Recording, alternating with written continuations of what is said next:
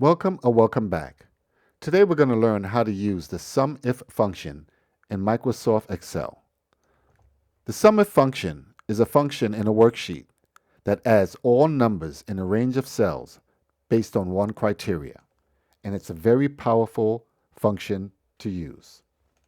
And if you like our videos and our learning and training videos, please give us a thumbs up, a like, and share, and also drop a comment on anything you'd like us to do.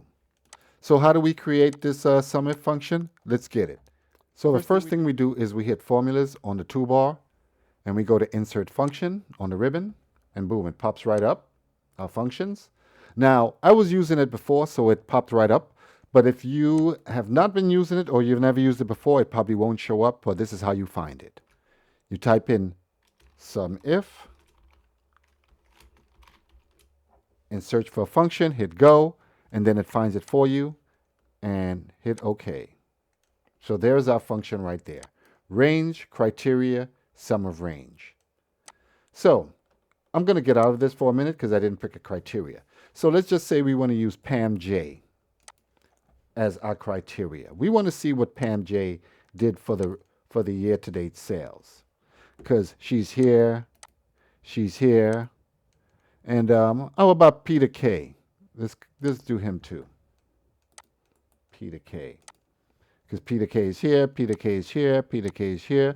So we want to know, like, real quickly, how can we do that? So let's sum that up.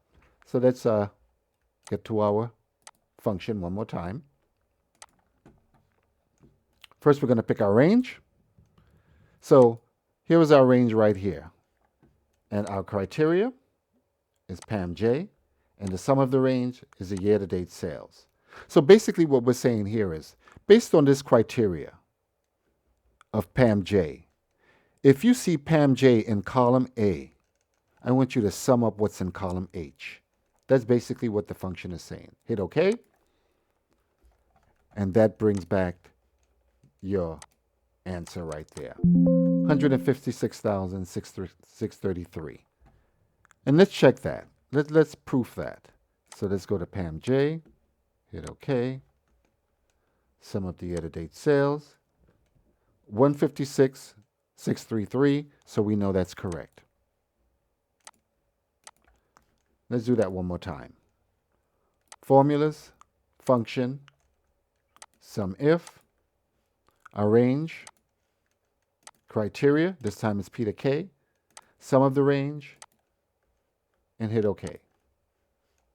Let's clean this up a little bit. And let's proof that. Peter K. Year-to-date sales, 264,157, and we know that that's correct because here's the number that we have. Now, there's another way you can do this as well. Instead of picking the whole columns, you can also pick ranges. For instance, let's get this out of here. Formulas, insert function, SUMIF. So we're going to pick a range. And our range is going to be from A2 to A14. Our criteria is going to be Peter K. And the sum range is going to be the same thing. H2 to H14. We're going to hit OK. And there's our answer. Now, one thing I need to warn you is that when you're doing the SUMIF function, from my experience, if your range, your sum range, and your range are not the same, sometimes you will not get a correct answer. And that has happened to me before. So just make sure that they're equal and they're not off kind of like this. That added up correctly, but like I said, I've seen it before where it hasn't. So let's undo that. Now let's just say that we wanted to find out who some of our biggest vendors were. So let's just pick the first four. I'm going to copy this. And we're going to paste value over here. So Acme. What we can try and do is we can try and see if we can paste the same formula that we have up here. Copy that. Paste there. Oh, as you can see, this moved because we moved the formula down. So to make this work, number one, we have to move it over to the vendor so the criterias are the same. And we have to move this up so the ranges are the same. Now let's see what. Perfect. So now you can see that that actually worked. Now let's see if we can drag that same SUMIF formula down to Rollins, Peters, and Hartford. So we can see that we came up with numbers, but are these numbers correct? Let's take a look at the formula. As you can see, as I dragged the formula down, the formula is moved on this side as well, and we can't have that. So I don't think those numbers are correct, so let's fix that. What you can do is when you're doing a range, I would suggest that you put a string in your formula.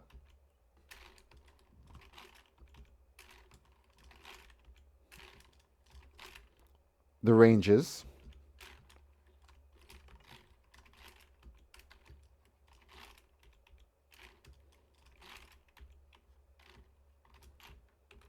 So the formula stays the same. Now let's drag it down. Let's look at Hartford. And as you can see, it stayed, the ranges stayed the same. Peters, the range stayed the same. So that's one thing you have to remember when you're doing a range and you're dragging the formulas. Just make sure that they stay the same and the range and the sum range are equal as well. And there you have it, the SUMIF function in a nutshell.